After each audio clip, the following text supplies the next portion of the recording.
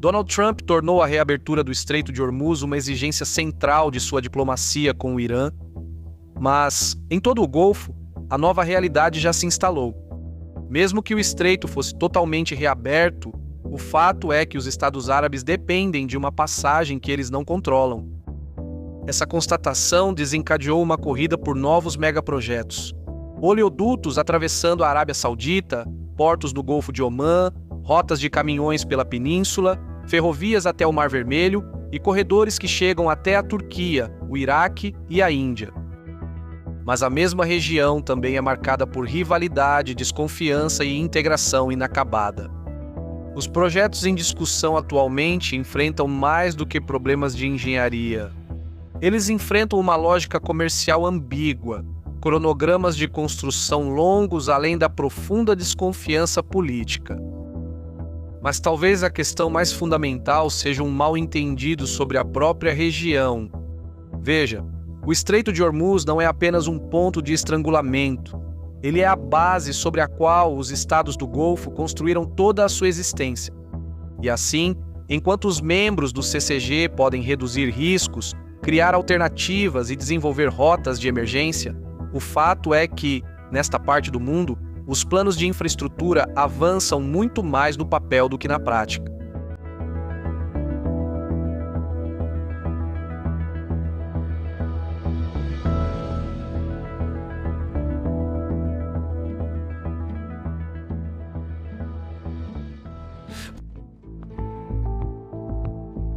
A importância do Estreito de Hormuz quase não precisa ser explicada. Petróleo bruto, gás natural, importação de alimentos, bens de consumo, equipamentos industriais e suprimentos militares passam ou dependem do sistema de transporte marítimo construído ao redor dele. Antes da guerra com o Irã, cerca de 100 a 150 navios cruzavam o estreito em um dia comum. Após o cessar-fogo em 7 de abril, o estreito permaneceu em grande parte fechado, devido aos bloqueios mútuos dos americanos e iranianos, e apenas algumas embarcações conseguiram se movimentar. É por isso que as nações da região agora estão correndo para criar caminhos alternativos ao Estreito de Hormuz, mesmo que precisem construí-los do zero. Mas a estratégia de desvio tem duas camadas.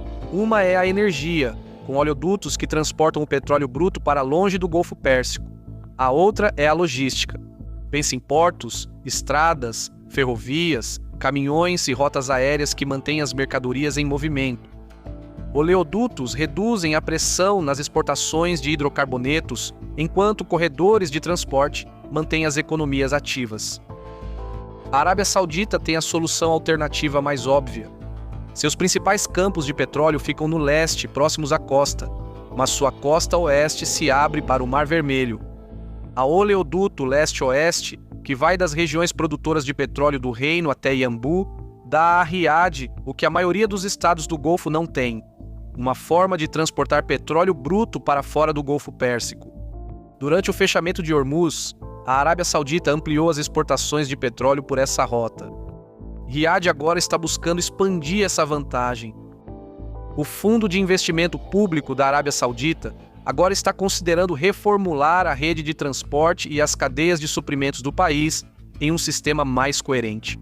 A guerra com o Irã deu uma urgência renovada a esses planos. Além da linha de petróleo, espera-se que os sauditas coloquem em operação novos oleodutos leste-oeste, acelerem a ferrovia Jeddah-Dammam de 7 bilhões de dólares e expandam as rodovias e a capacidade de transporte rodoviário em larga escala para apoiar a rede ferroviária.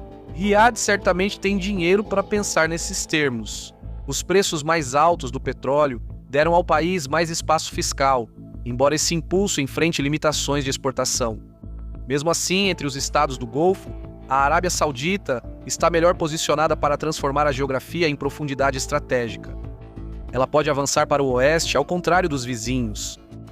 Os Emirados Árabes Unidos possuem outro tipo de vantagem.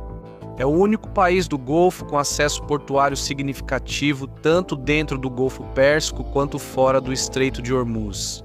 O porto de Jebel Ali, em Dubai, e o Porto Khalifa, em Abu Dhabi, ficam dentro do Golfo e ficam vulneráveis quando Hormuz é fechado. Mas Fujairah e Khor Fakkan ficam de frente para o Golfo de Omã, dando aos Emirados Árabes Unidos uma rota de escape.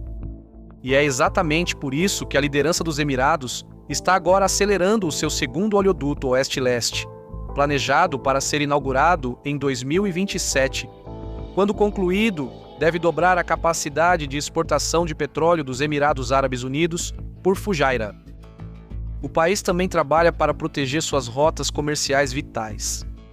Com Jebel Ali e o Porto Califa isolados, os Emirados Árabes Unidos passaram a depender mais de Khor Fakkan para importar alimentos, remédios e bens de consumo, enquanto Fujairah é usada principalmente para o comércio industrial. Mas a mesma geografia que oferece alternativas também impõe limites. Embora Fujairah e Khor Fakkan estejam fora de Hormuz, elas ficam além das montanhas Hajar.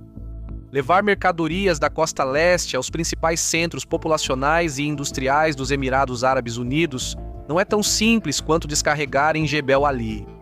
E mesmo com a expansão das ferrovias e do transporte rodoviário, os dois portos orientais não conseguem substituir totalmente a capacidade dos portos ocidentais quando o transporte marítimo normal for retomado. E ainda tem Omã. Omã não está preso atrás do Estreito de Hormuz, e isso lhe dá um papel sutil, mas valioso. Seus portos em Sohar, Dukn, Salalah e Mascate servem como pontos de saída para mercadorias que, de outra forma, passariam pelo Golfo Pérsico. Atualmente, Sohar funciona como um ponto de contingência, enquanto Dukmi, há muito tempo, é visto como um futuro polo logístico e energético no Mar da Arábia. Enquanto isso, Salalah dá a Omã uma posição estratégica em uma das rotas marítimas leste-oeste mais movimentadas do mundo. Desde o início da guerra com o Irã, a posição de Omã se fortaleceu consideravelmente. Assim como a Arábia Saudita, Omã se beneficiou dos preços mais altos do petróleo, com seu orçamento baseado em um preço médio de $60 por barril. Isso lhe dá mais flexibilidade para investir em infraestrutura de apoio. Mas o orçamento de Omã ainda é modesto em comparação com seus vizinhos maiores, e esse teto financeiro limita a escala do que Mascate pode construir. Mesmo que cada projeto conseguisse o financiamento necessário, a conta ainda não fecharia, e esse descompasso se aplica a todas as economias do Golfo. Em plena capacidade, os oleodutos sauditas e emiradenses não conseguem substituir o volume de petróleo que normalmente passa por Hormuz. E o mesmo vale para a logística. Portos, estradas, ferrovias, caminhões e voos conseguem manter as mercadorias em movimento, mas não conseguem igualar a escala do comércio marítimo. Os estados do Golfo entendem isso melhor do que ninguém. Portanto, o verdadeiro propósito desses projetos é mais modesto do que a linguagem oficial sugere. Não para contornar Hormuz, mas para sobreviver a ele. A geografia dita as regras na Península Arábica. A maioria das cidades e cadeias de suprimentos aqui se desenvolve em torno de portos próximos a centros urbanos costeiros. Nunca houve motivo para desenvolver uma grande rede de rodovias ao estilo americano pelo interior, porque os navios eram mais baratos. As ferrovias tiveram o mesmo problema. Como resultado, muitos projetos de infraestrutura terrestre foram adiados, cancelados ou tratados como projetos de prestígio. Os Emirados Árabes Unidos adiaram parte do desenvolvimento ferroviário após a queda do petróleo em 2015. Enquanto isso, a Arábia Saudita, apesar de toda a sua ambição, também mostrou como megaprojetos podem ser adiados quando os custos aumentam ou as prioridades mudam. Tome a Neom City como exemplo, que agora foi adiada para perto de 2030. Com isso em mente, a infraestrutura terrestre no Golfo enfrenta inúmeras deficiências. Primeiro, a lógica comercial em si é frágil. Os investidores assumem, pelo menos por enquanto, que Hormuz eventualmente será reaberto, e isso dificulta justificar a construção de alternativas permanentes em escala total para uma crise que pode não ser permanente. O segundo obstáculo é a segurança. Um corredor fora de Hormuz não é automaticamente seguro. Durante o conflito recente, o Irã atacou a Arábia Saudita. O oleoduto leste-oeste da Arábia Saudita e atingiu portos de Omã. Então, cada oleoduto, ferrovia ou terminal alternativo ainda pode ser destruído. O terceiro problema, e talvez o mais complexo de todos, é a confiança política, ou a falta dela.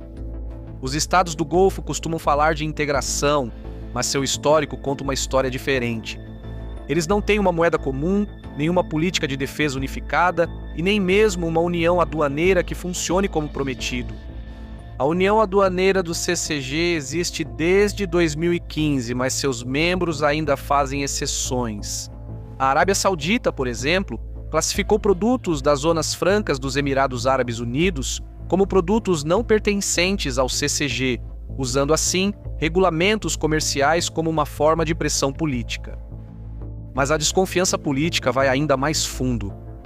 Em 2009, a Arábia Saudita se recusou a reconhecer os cartões de identidade dos Emirados em postos de fronteira. O objetivo era dificultar as viagens e o comércio e usar a pressão resultante contra Abu Dhabi. Alguns anos depois foi a vez do Catar. De 2017 a 2021, a Arábia Saudita, os Emirados Árabes Unidos e o Bahrein cortaram as conexões aéreas, marítimas e terrestres de Doha. Essa crise final foi um ponto de virada. Ela mostrou que a conectividade poderia ser usada como arma. É por isso que os menores estados do Golfo são os mais expostos. Catar é rico, mas está encurralado.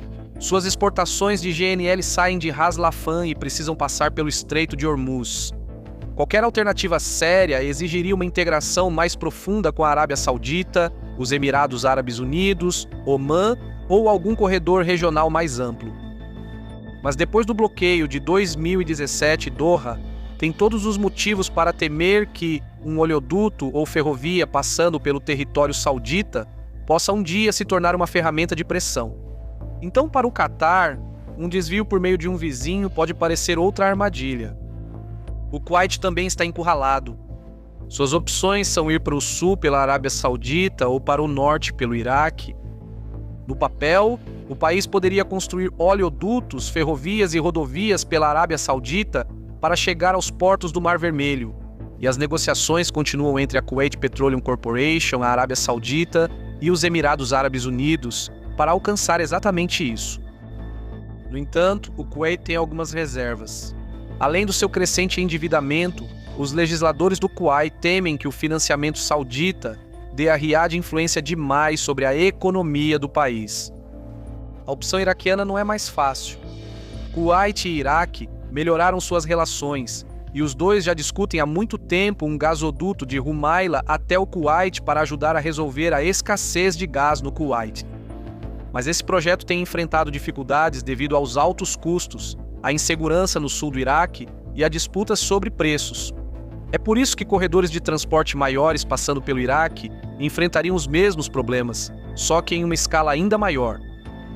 Dadas as rivalidades dentro do CCG, os projetos com mais chances de avançar no curto prazo são aqueles que permanecem dentro das fronteiras nacionais. Ou seja, a Arábia Saudita constrói para a Arábia Saudita, os Emirados Árabes Unidos constroem para os Emirados Árabes Unidos e Omã constrói para Omã. Kuwait, Catar e Bahrein, no entanto, estão sem saída. Eles poderiam buscar alternativas através de seus vizinhos, mas toda a rota de saída teria um preço político. Como as opções de curto prazo para contornar o Estreito de Hormuz são limitadas, os formuladores de políticas locais frequentemente defendem projetos estratégicos de maior envergadura. Uma ideia é o corredor de energia e logística do Iraque, que conectaria o Golfo Pérsico à Turquia e de lá à Europa. Ela tem um apelo óbvio, ofereceria mais capacidade do que apenas o transporte rodoviário e poderia ligar a energia e o comércio do Golfo a rotas terrestres além de Hormuz. Mas o corredor depende do Iraque, um lugar repleto de instituições frágeis, influência de milícias, deficiências de infraestrutura, restrições orçamentárias e potências estrangeiras concorrentes. Mesmo assim, Bagdá pode provar que os céticos estão errados e criar um corredor funcional no futuro. Mas esse corredor não pode ser criado simplesmente por causa de uma crise. Também há uma especulação crescente sobre a retomada do gasoduto árabe. Esse enfrenta os mesmos problemas. O gasoduto passaria pela Jordânia e pela Síria e poderia ajudar a resolver a escassez de energia do Líbano antes de eventualmente se conectar à Turquia. Mas a Síria continua politicamente frágil, com grandes lacunas de segurança ainda não resolvidas. Então, neste momento, o gasoduto árabe é menos um atalho do que uma aposta geoeconômica. Outro projeto regional que busca contornar o Estreito de Hormuz é a Ferrovia do Hejaz. Este é altamente simbólico. Antes ia de Istambul a Meca, carregando o romantismo de uma antiga ordem regional. Retomar esse projeto pode integrar a reaproximação entre Arábia Saudita e Turquia e funcionar como projeto de prestígio. Como rota séria de transporte de carga, ela enfrenta limitações técnicas severas. A antiga linha de Hejaz usava uma ferrovia de bitola estreita de 1050 milímetros, enquanto as ferrovias modernas da Arábia Saudita usam a bitola padrão de 1435 milímetros. Isso significa que os trechos sírio e jordaniano precisariam de uma reforma completa. Além disso, a ferrovia de Hejaz precisaria de um propósito comercial além da crise de Hormuz. Caso contrário, corre o risco de se tornar pouco mais do que um monumento sobre trilhos. Há outras alternativas em torno de Hormuz, mas todas têm problemas. O corredor mediterrâneo por Israel segue bloqueado devido à falta de normalização entre a Arábia Saudita e Israel. Enquanto isso, o gasoduto submarino Índia-Emirados Árabes Unidos-Omã pode ser tecnicamente viável, mas enfrenta incertezas financeiras, especialmente se os investidores considerarem a reabertura de Hormuz. A infraestrutura em expansão na Arábia Saudita, nos Emirados Árabes Unidos e em Omã pode ajudar, mas nenhuma delas pode ser ampliada sem dinheiro, segurança e tempo. É por isso que muitos projetos que buscam contornar o Estreito de Hormuz frequentemente permanecem na fase de planejamento. Às vezes, a rota mais curta no mapa ainda é o caminho mais longo para contornar a geografia. Fui seu apresentador Shervan do Caspian Report. Se você gosta desses vídeos, considere apoiar o canal no Patreon e clique no ícone do sino para não perder o próximo. Obrigado pelo seu tempo e salam!